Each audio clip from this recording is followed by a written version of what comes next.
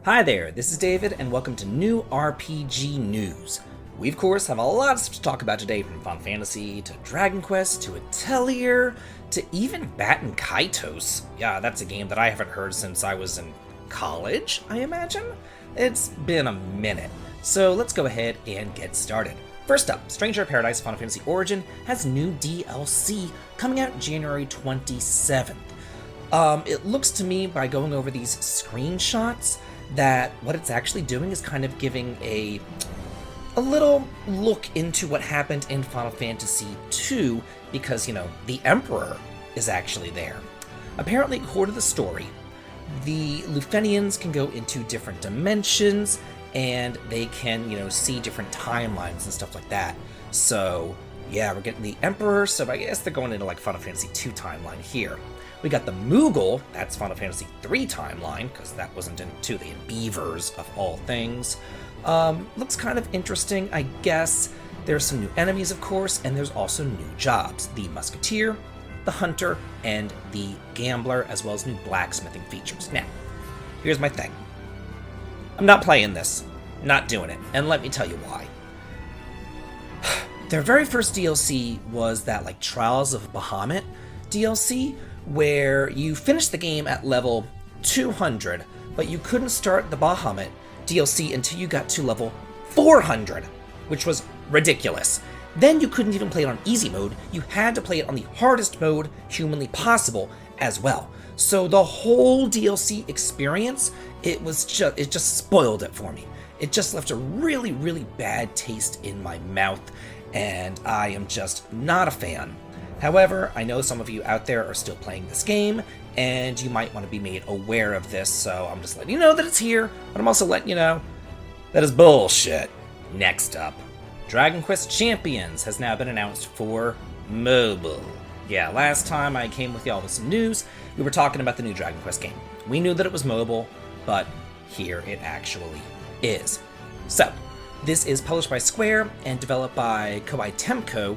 So this leads me to believe that it's kind of like one of those Musu games. I know I can never pronounce that right. It says it's a melee command battle RPG.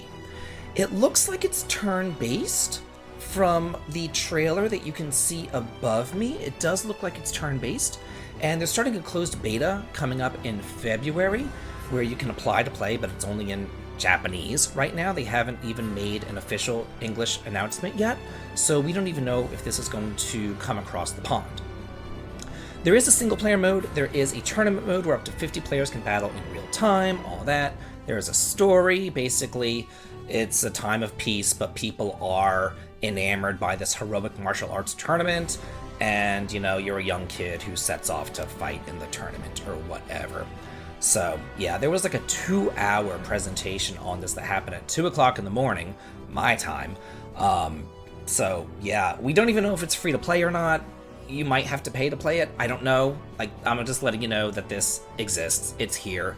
It is what it is. It's mobile Dragon Quest, more than likely. Even though it is Dragon Quest, and I love Dragon Quest, more than likely, I won't play it, simply because it's mobile. Atelier Ryza 3, Alchemist of the End, and the Secret Key has been delayed. It's coming out March 24th now.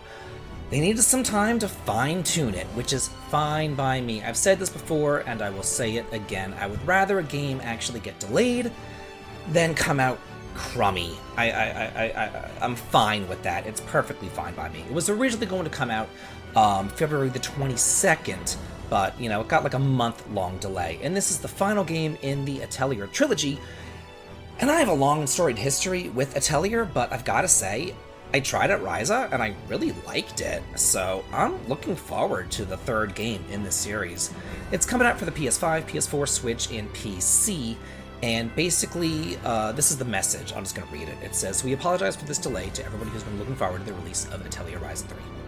In order to make the game a fitting finale for Ryza and her friends, we've taken on challenges such as adventuring in a vast open field and the graphics that express the charm of these characters to the fullest extent. Our team will take this additional time to fine-tune the final touches so that we can deliver to all of you who've been following the series for the best possible experience in this culmination of Ryza and her friends' adventures. We're making the game even better to make it worth your wait, so we appreciate your patience for just a little bit more until the game's release." So I think, again, that's fine. You know, I would much rather have this game come out nice and good rather than buggy and broken. Do y'all remember Front Mission First? That came out, I think, last year? Came out a minute ago. Anyway, it is now getting a physical limited edition launching this spring in Europe and summer in North America. So if you haven't picked up the digital edition, or you have and you really enjoyed it and you would like to get your hands on a physical edition, now you can. This is going to be coming out by Microids? Never heard of them. Physical limited edition, I already said that, blah, blah, blah. It talks about the game a little bit, but here's what it comes with. It comes with 2 lithographs, the full game, a printed game manual, and an exclusive lenticular. Don't ask me what a lithograph is or a lenticular. I'm not entirely sure. I'm sure somebody in the comments is going to let me know.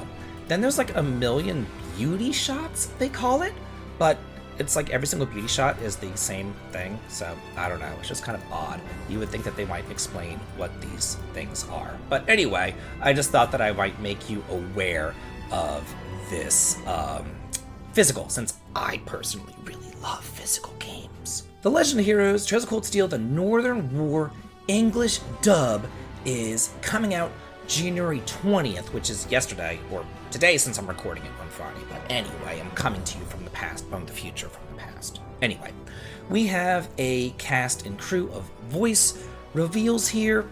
We have new people voicing, the new people in the anime, but there is a returning legacy cast. The people who are voicing the characters in the game are all back. They're all coming back. So that's really nice. You're going to see familiar faces and familiar voices as well. This is going to talk about the story of Northumbria, where Sarah is from, and the Salt Pale, and all that kind of cool stuff. So yeah, I don't really watch a whole lot of anime. I've said that before, but this might be something that I might just have to watch over on the Crunchyroll. Now for some really exciting news. We're getting a remake of Baten Kaitos, Eternal Wings, and The Lost Ocean.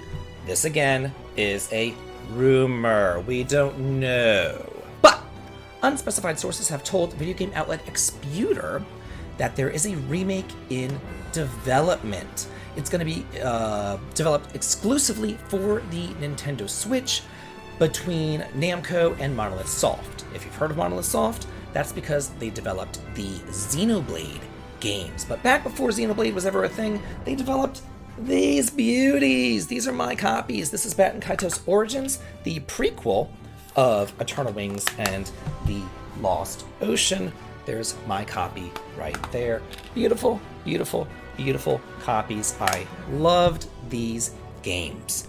They are card-based, turn-based JRPGs set in a beautiful world of floating continents, really good characters, and one of the best plot twists to ever grace JRPGs. We're talking like heads will spin with this one plot twist.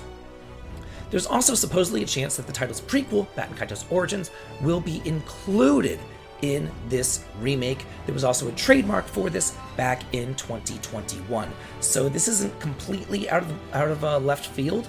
We're going to know more about this summer, if this is true or if this is false, but I'm banking on true. This was such a good game. I really liked it.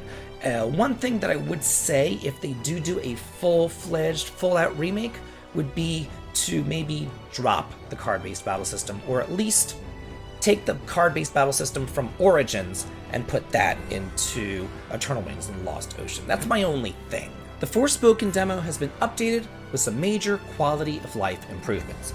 I came to y'all about a couple of weeks ago, and the developers were saying, hey, we're actually going to take demo feedback into account to help improve this game. And I was like, why is this news? Duh, everybody should be, taking demo feedback into account. That's the purpose of a demo. But anyway, they have added button mapping functionality. Good. I hated using the R and shoulder buttons to do everything. That was so stupid. It made my wrist get all, I don't know, discombobulated. Locked on enemies that move off screen will remain locked on longer.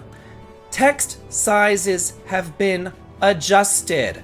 It's amazing. Maybe if I keep on complaining about microscopic text sizes, I'll the developers might actually make them bigger and I won't have to wear glasses. Various technical issues have been fixed. So, it is good that they are improving this demo. Am I going to play the demo again? No, I already played it once and it was okay. One thing that I also want to bring up, I guess just kind of between you and me, is I'm seeing a lot of, I don't know, reviewers, people on Twitter, people on YouTube, just people talking to me, I guess, saying, hey, have you gotten a review code for Forspoken? I haven't gotten one. Have you gotten one? No. Square really isn't giving out review codes.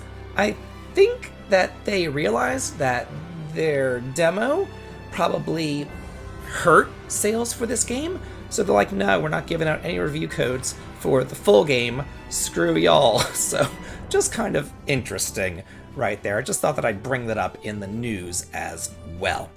So anyway, let me know what you like the most about the news. Let me know if you're interested in me covering anything. Let me know if there's anything out there that you want to hear more about. And as always, have a good day.